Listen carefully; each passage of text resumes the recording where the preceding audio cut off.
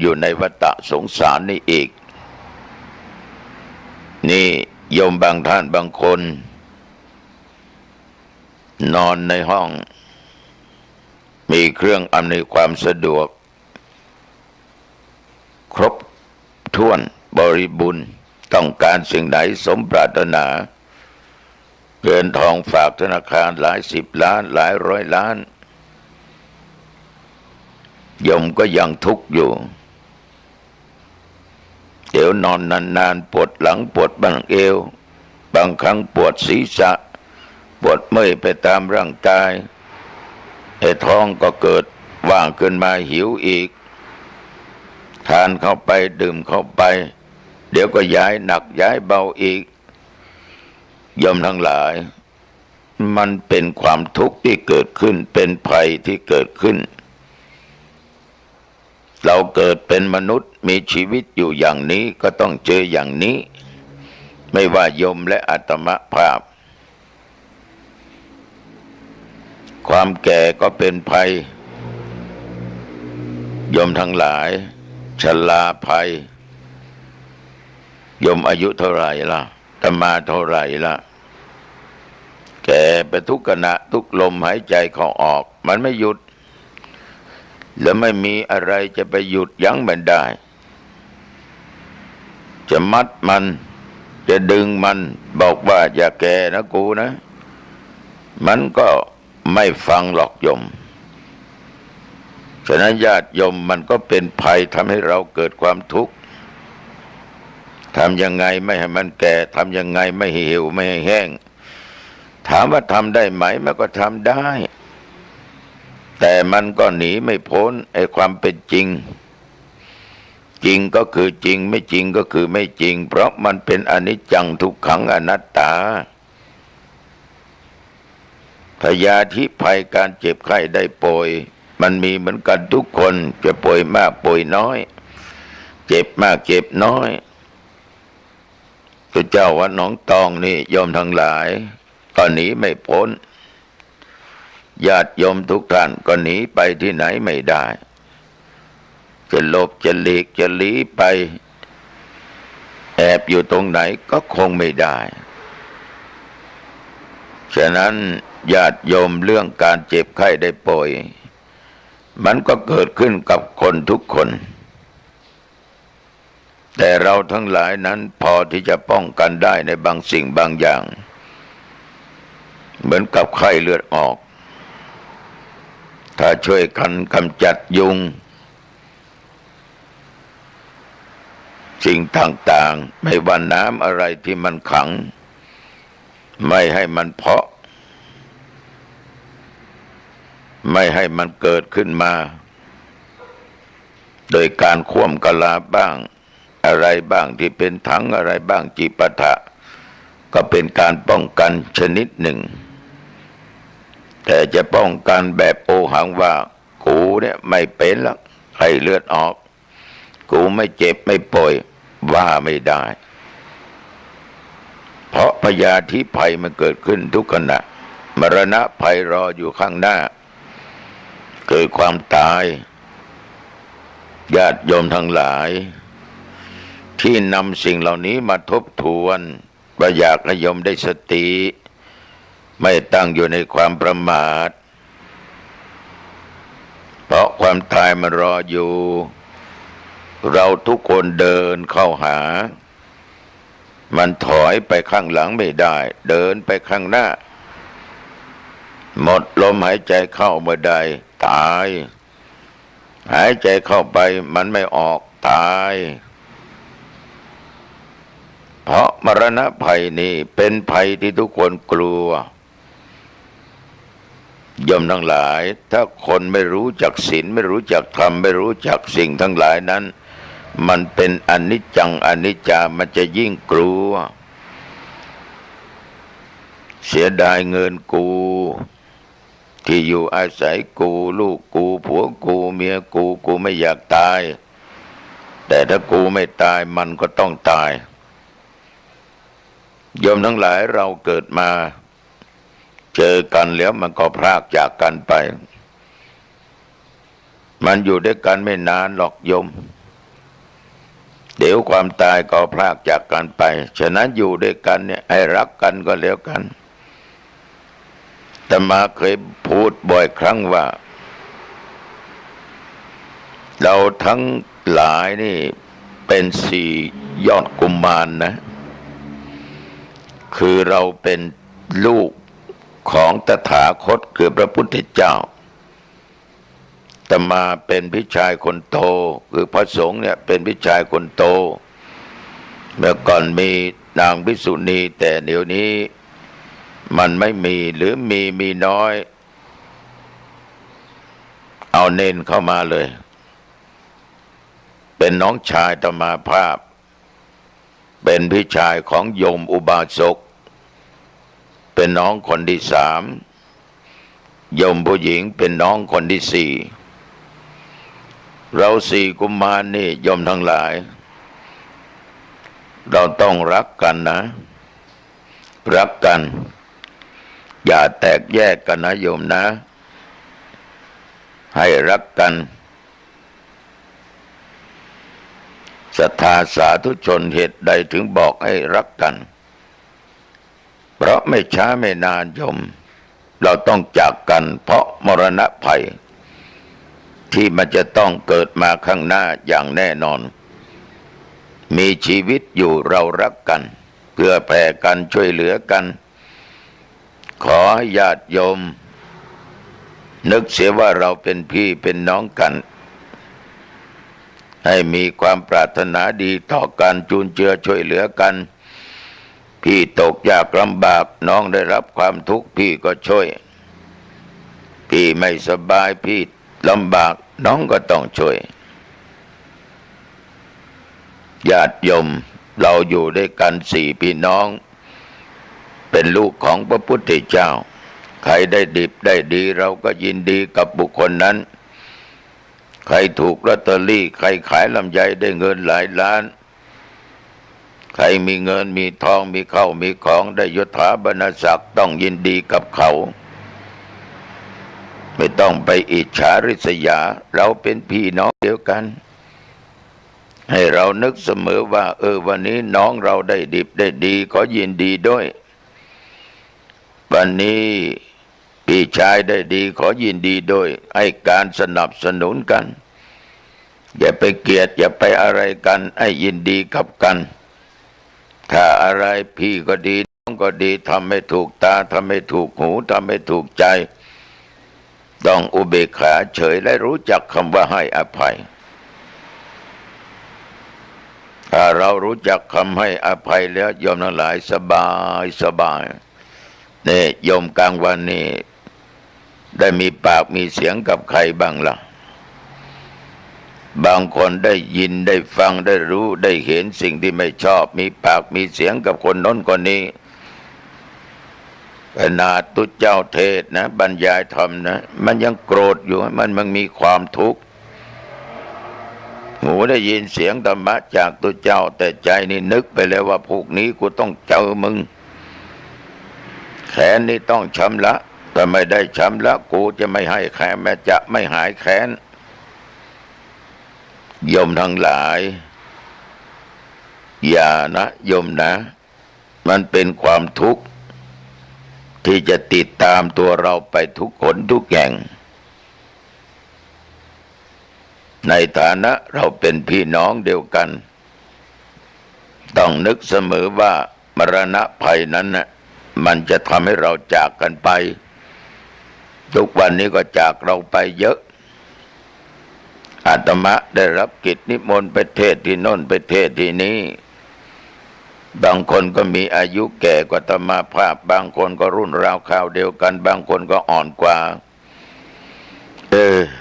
น้องทั้งหลายไปเยอะแล้วศรัทธาสาธุชนตุเจ้าเขาฝากไว้ก่อนที่ญาติโยมจะหลับจะนอนจะพักผ่อนนั้นก็ขอญาติโยมทั้งหลายนั้นจงระมัดระวังภัยภายนอกที่จะมากับตัวเองก็เกิดจากพวกมนุษย์นี่แหละภัยธรรมชาติทั้งหลายจากสัตว์ร้ายบ้างจากคนบ้าง ภัยธรรมชาติฝนตกน้ำท่วมไฟไหม้เกิดจากมนุษย์น้ำท่วมเป็นเรื่องของธรรมชาติซึ่งเราทุกคนก็ไม่อยากให้มันเกิดแต่มันก็เกิดพี่น้องหลายแห่งหลายที่ก็ประสบสิ่งเหล่านี้แต่ถ้ามาดีใจอย่างนะโยมนะเกิดเป็นคนไทยบนผืนแผ่นดินไทยเรามีองค์พระมหากษัตริย์มีสมเด็จพระนางเจ้าสิริกิติ์พระบรมราชินีนาถเป็นคู่บารมีของพระบาทสมเด็จพระเจ้าอยู่หัวมีพระบรมวงศานุวงศ์ทุกพระองค์นั้นเกิดเพศภัยที่ไหนพระองค์ทุกพระองค์นั้นทรงมีพระเมตตาช่วยเหลือประสบนิกรของพระองค์มีถุงยังชีพไปแจกที่นั่นไปมอบที่นี่โยมทั้งหลายท่านเหล่านี้ทรงห่วงเรามากเราทุกคนห่วงพระองค์ท่านหรือไม่รักทุกพระองค์หรือไม่คนมีเงินหลายร้อยหลายพันหลายหมื่นหลายแสนล้านโยมทั้งหลายเขาช่วยเขาแจกถุงยางชีพไหมอาตมาไม่เคยเห็นจะพบปะก็พวกเราทั้งหลายนี่แหละที่เป็นพี่น้องกันที่ไม่ร่ำไม่รวยหาเช้ากินค่ำไฟไหม้น้ำท่วมที่ไหนตุเจ้าก็ประกาศญาติโยมไปมีอาหารข้าวปลาอาหารแห้งมารวมกันนะเดี๋ยวอาตมาจะไปแจกร่วมกับญาติกับโยมไฟไหม้ที่ไหนคณะสงฆ์ผู้เป็นพี่คนโตนั้นก็จัดการเราสงเคราะห์ซึ่งกันและกันน้องๆก็ช่วยพี่ในหลวงท่านพระราชินีท่านพระบรมวงศานุวงศ์ทุกพระองค์ทรงมีพระเมตตาต่อพวกเรานี่โชคดีที่เกิดในบนผืนแผ่นดินไทยแห่งนี้ญาติโยมศรัทธาสาธุชนท่านผู้ฟังขอให้ระมัดระวังภัยเราก็สามารถป้องกันได้อย่าเห็นแก่ตัวทำลายป่าไม้ถ้าป่าไม่มีฝนตกมาไม่มีอะไรเก็บน้ำเพราะไม่มีต้นไม้ภูเขาต่างๆโยมทั้งหลายไม่มีไม้เวลาฝนตกมันก็ไหลลงที่ต่ำไหลมาหมดถ้ามีต้นไม้มันก็อุ้มไว้บ้างเก็บไว้บ้างถึงหน้าแล้งฝนไม่ตกมันก็คลายออกมาเลี้ยงพวกเราอีกจะกินจะใช้ในการเกษตรก็ได้สะดวกสบายนี่แหละมนุษย์มันเห็นแก่ตัวญาติโยมขอฝากไว้กับโยมทุกคนด้วยนะ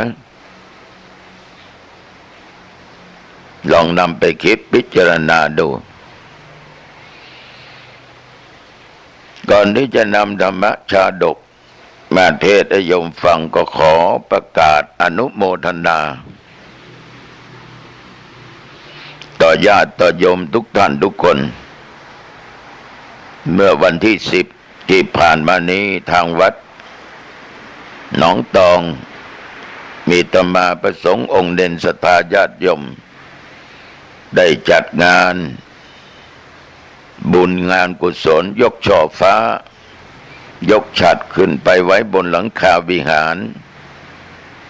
ตอนบ่ายมีการถวายทานสลากพัดต้องขอบใจต่อญาติโยมทุกสารทิศ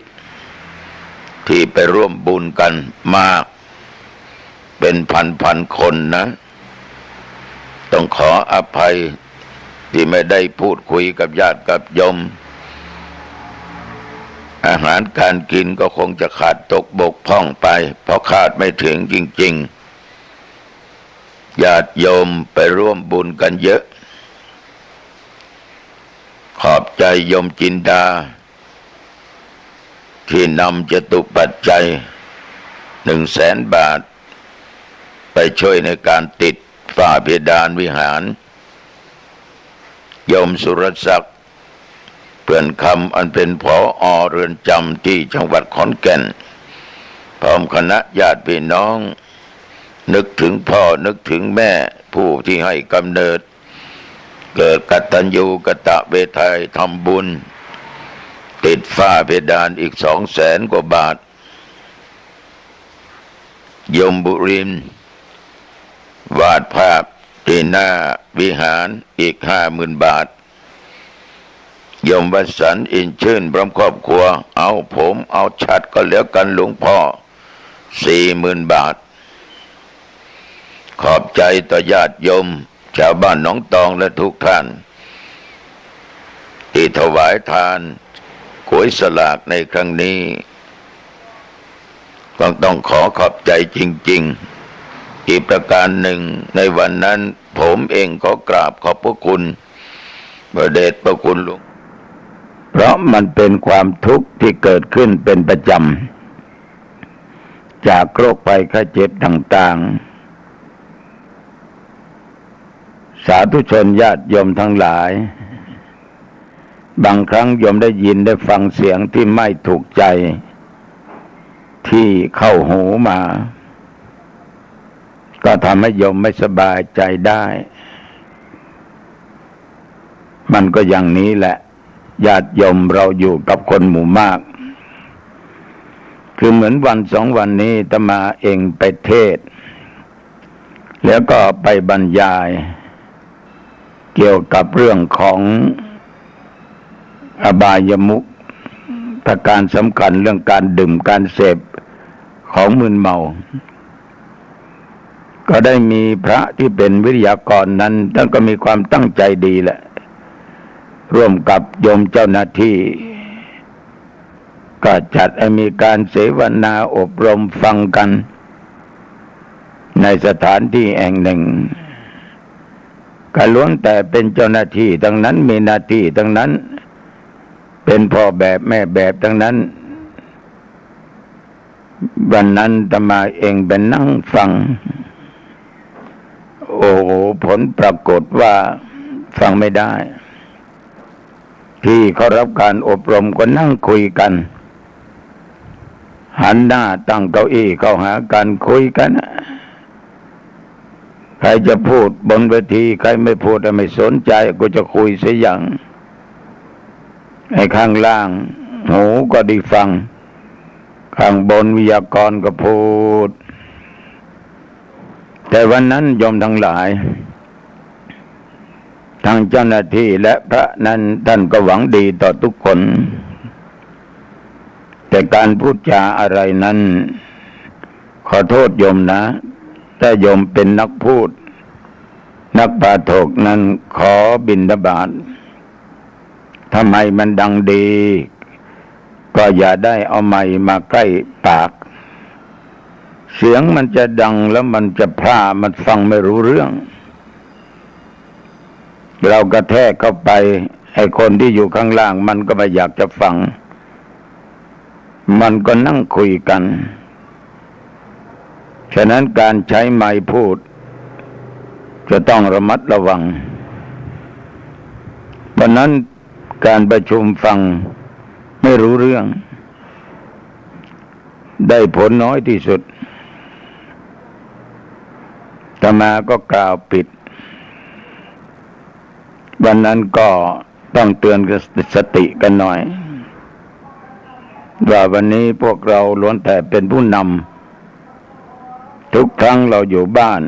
เราอยู่หมู่บ้านตำบลเราเป็นผู้นำเราสั่งคนโน้นทำอย่างนั้นคนนี้ทำอย่างนี้สั่งให้ลูกบ้านพัฒนาถนนหนทางสั่งให้ลูกบ้านดูเกี่ยวกับยุงบ้างอะไรบ้างจิปาถะคนไหนไม่เชื่อฟังโยมก็จะมีอารมณ์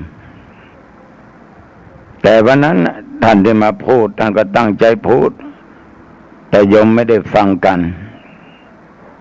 อาตมาก็กล่าวเตือนสติสัมปชัญญะ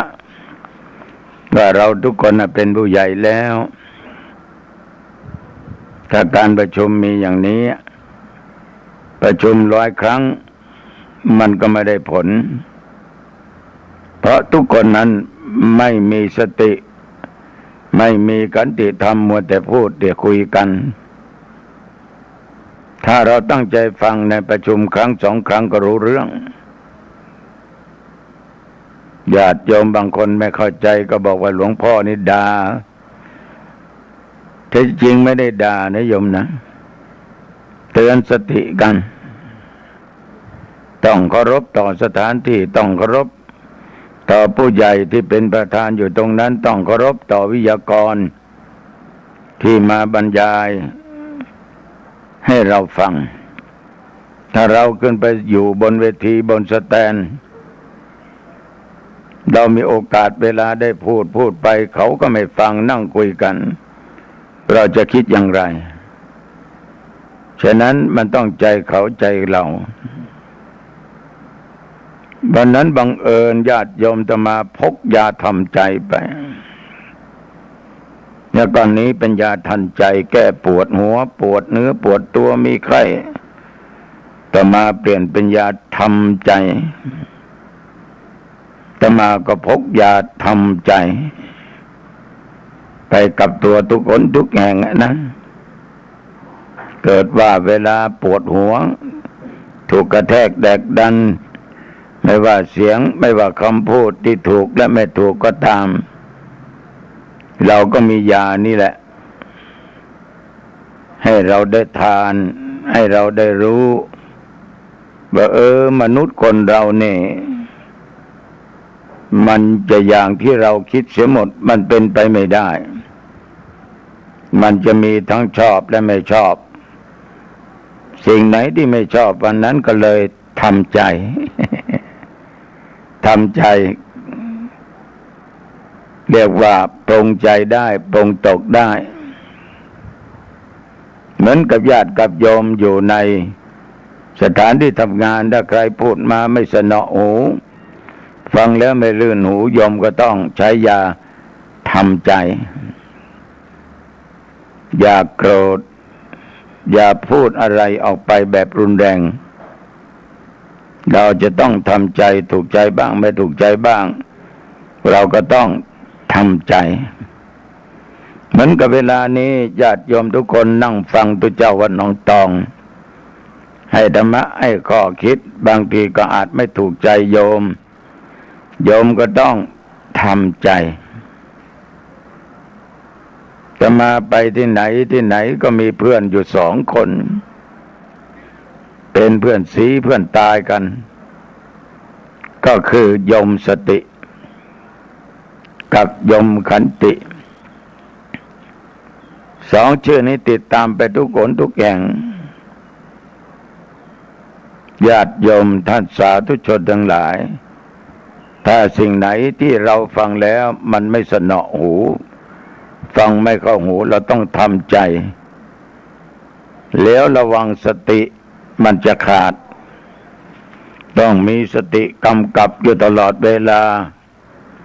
อย่าแสดงอาการอะไรออกมาให้เขาเห็นอย่าเปิดเสื้อให้เขาเห็นหลังโยมทั้งหลายถ้าเราทำใจไม่ได้แล้วก็ขาดสติ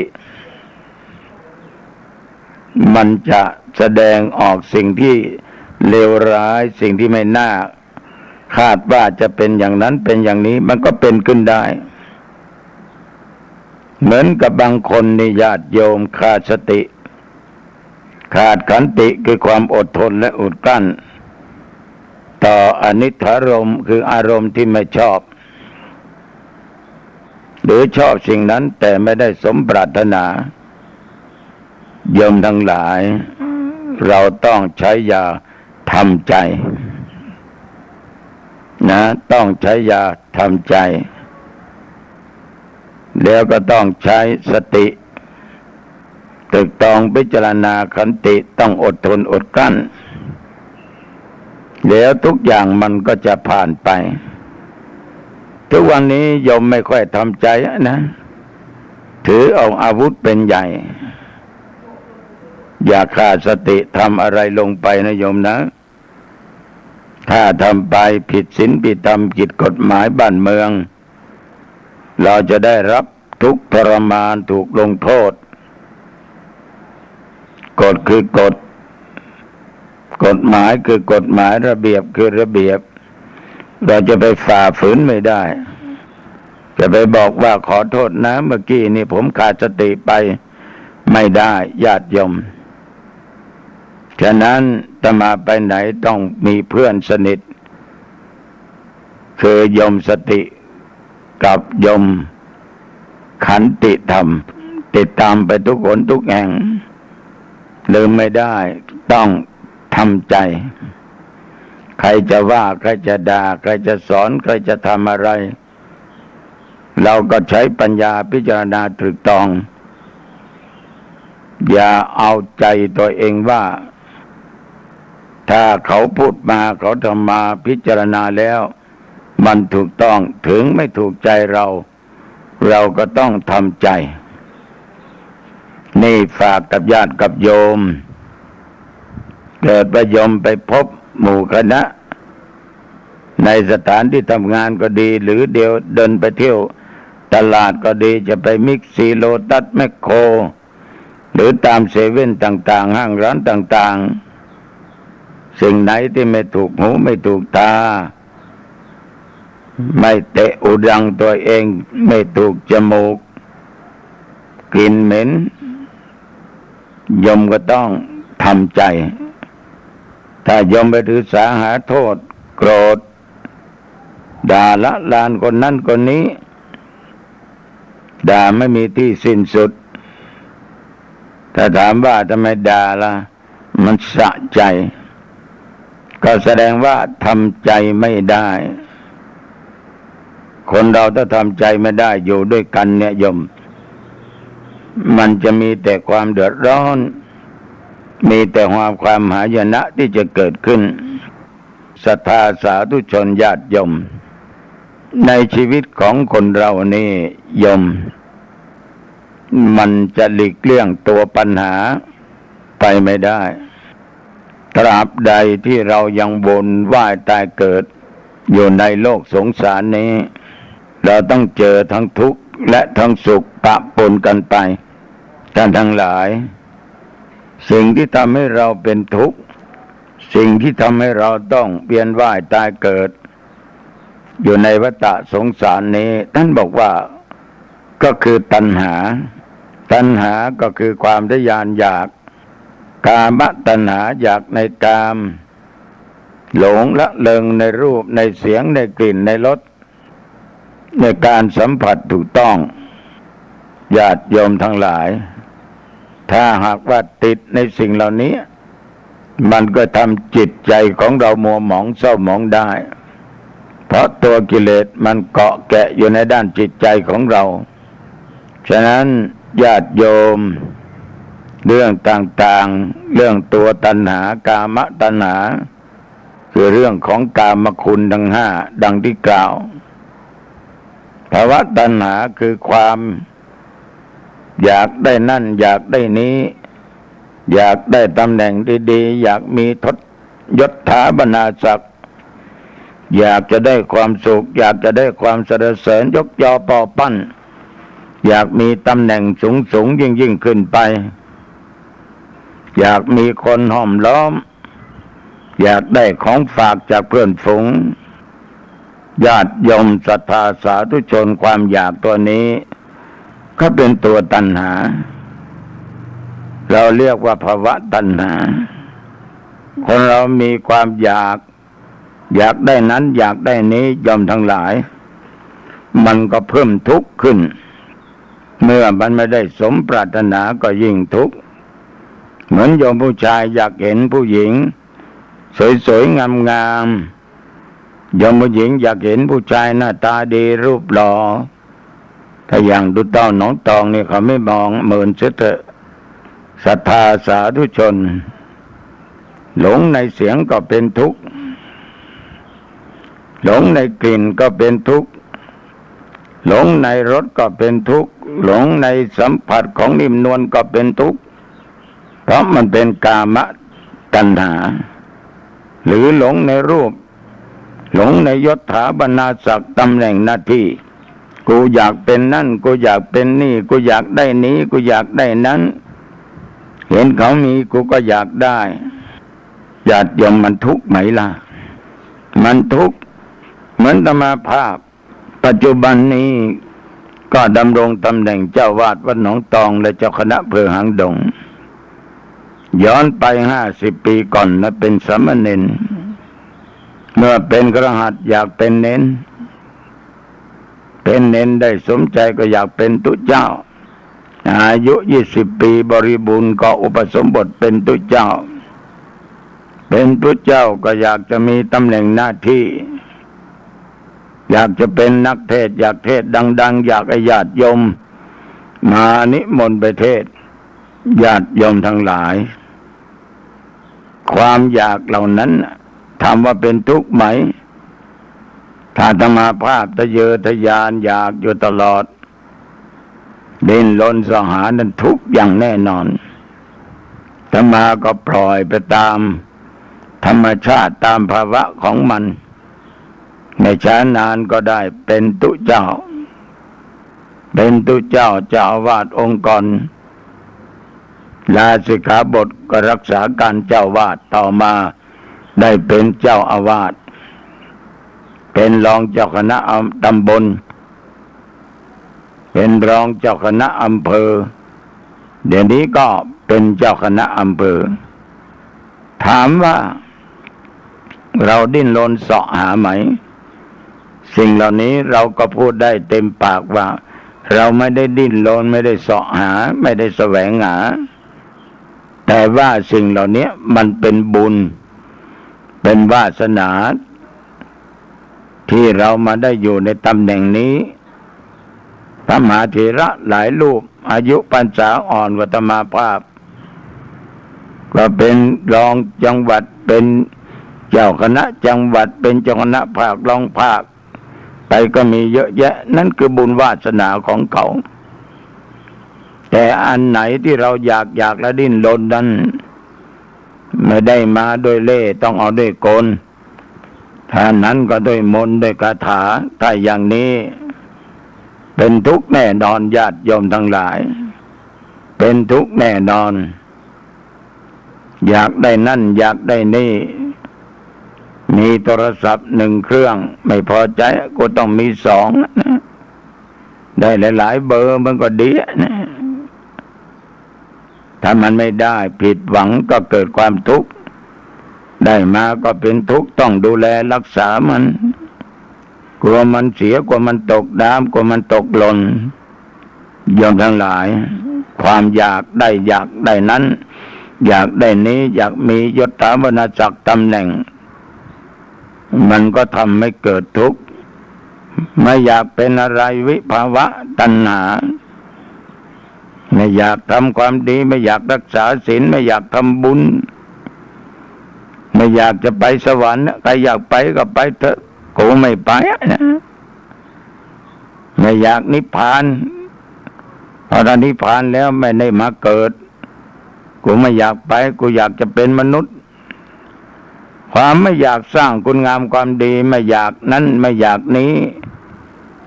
ก็เป็นตัวกิเลสเป็นตัณหาโยมทั้งหลายมันก็ต้องทำให้เราทุกคนเวียนว่ายตายเกิดอยู่ในวัฏสงสารอย่างนี้ตลอดไปฉะนั้นญาติโยม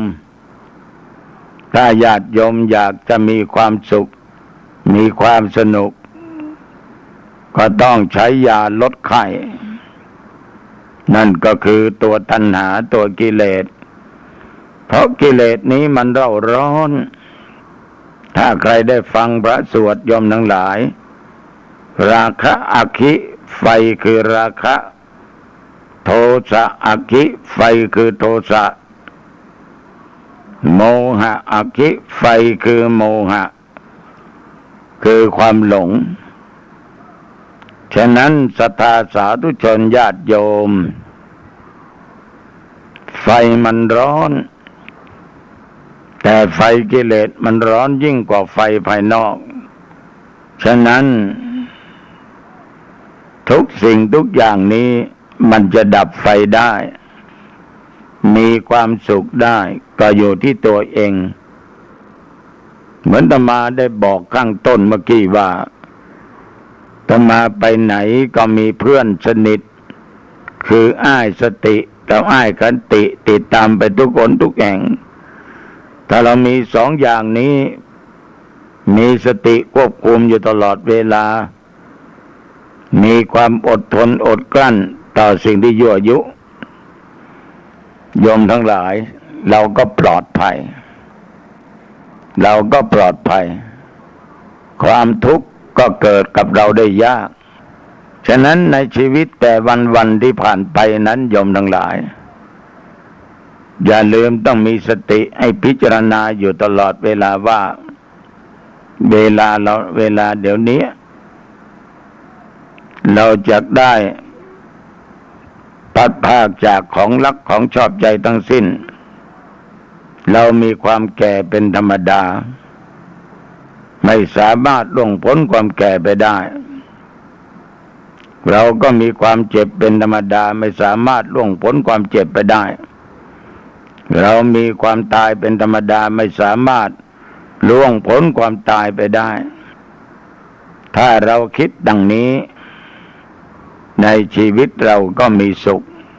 แต่ถ้าเราไม่ได้คิดโยมทั้งหลายความทุกข์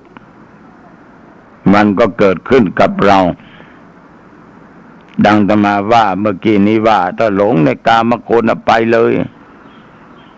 หลงในยศถาบรรณาศักดิ์ญาติโยมทั้งหลายแล้วไม่อยากทำความดีโยมก็ต้องเจอทุกข์อยู่อย่างนี้ตลอดไปที่ว่านิพพานังปรมังสุขังนิพพานเป็นสุขอย่างยิ่งก็ไม่ต้องถามหา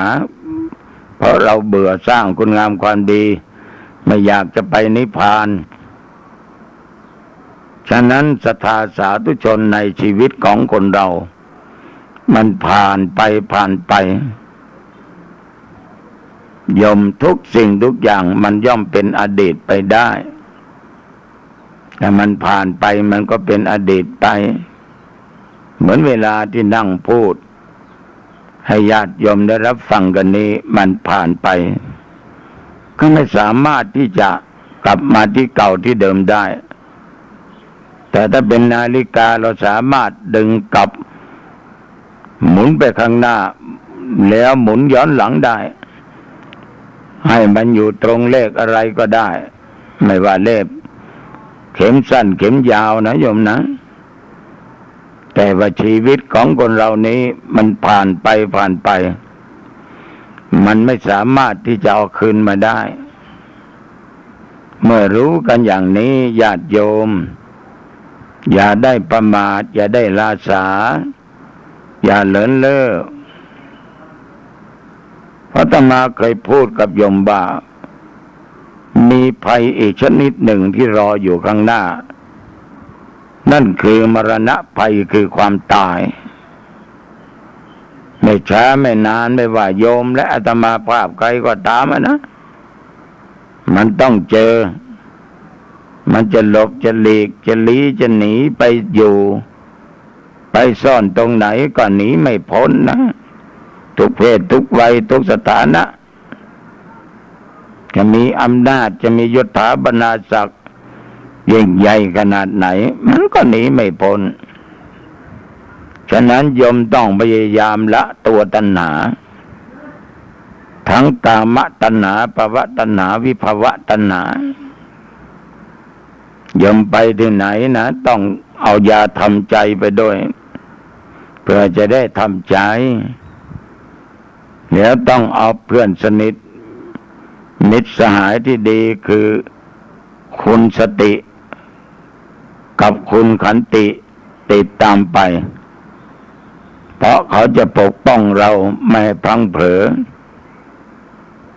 คนเหล่านี้บางครั้งไม่มีธรรมะอยู่ในจิตในใจทำอะไรลงไปมักจะพลั้งเผลอแล้วก็ทำให้เสียอนาคตฉะนั้นวันนี้ขอฝากปกิณกะหลายรสหลายอย่างให้ญาติโยมลองนำไปคิดนะ